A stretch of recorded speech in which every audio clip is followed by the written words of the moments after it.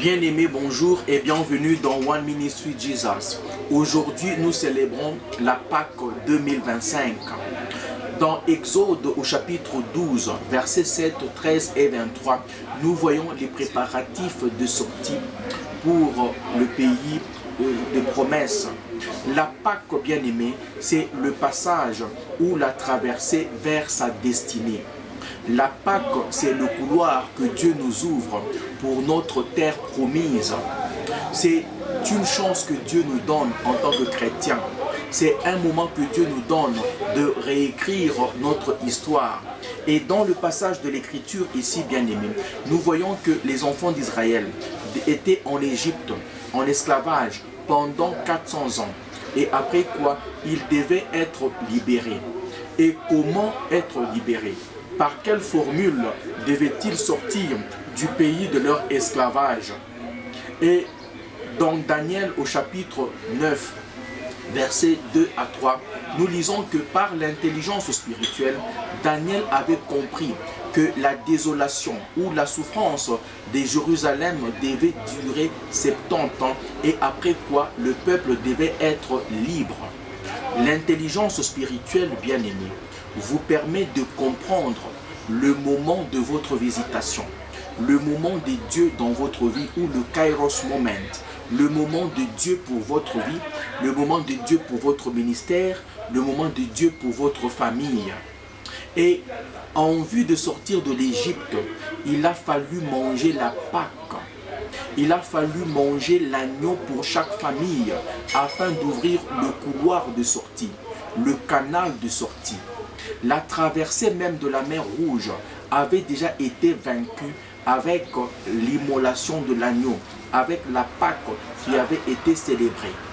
Bien-aimés, avec la Pâque que nous célébrons aujourd'hui, je vous annonce que vos problèmes futurs, les difficultés que vous allez rencontrer sont déjà vaincus à cause de l'agneau qui est immolé dans votre vie et dans votre famille.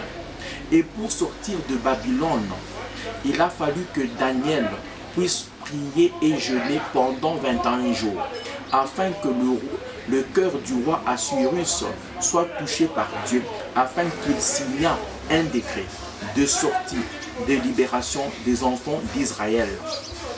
Mes bien-aimés frères et sœurs, la Pâque, c'est votre couloir de libération. Quand on parle de la Pâque, on voit le sang, on voit l'immolation, on voit la rédemption, on voit le rachat. When we speak of the Passover, one must picture the blood, for without the shedding of the blood, there is no redemption, there is no deliverance, there is no forgiveness of sins. Et dans Hébreux au chapitre 9, verset 22, il est dit, il n'y a pas de délivrance sans effusion du sang. Le sang, c'est l'alliance.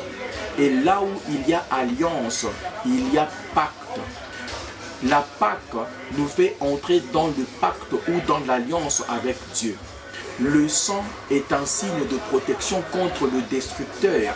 Et dans Hébreux au chapitre 11, verset 28, il est dit, c'est par la foi qu'il fit la Pâque, ou c'est par la foi qu'il institua la Pâque et l'aspersion du sang, afin que l'exterminateur ne touchât point au premier-né des Israélites.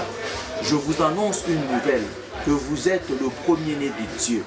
Et chaque famille des Israélites bien-aimés était saine et sauve en cette nuit-là, à cause du sang de l'agneau appliqué sur les linteaux de leur maison. Chaque famille était saine, et toute personne qui n'était pas sous la couverture de ce sang-là devait être frappée par l'ange de la mort. Ce sang-là était le signe du sang de Jésus, appliqué sur nos âmes, appliqué sur nos cœurs, afin d'arrêter le jugement de Dieu sur nous. Car lorsque Dieu voit le sang de Jésus, il ne va pas détruire. Et ma prière, bien-aimée, au nom de Jésus, le sang me sert de signe de protection contre les flèches enflammées de l'ennemi. Et je suis dans l'alliance avec Dieu. Je ne sortirai pas de cette alliance pour être frappé par le destructeur. Je vous souhaite une bonne fête de Pâques chez vous et que Dieu vous bénisse. Merci et bye bye.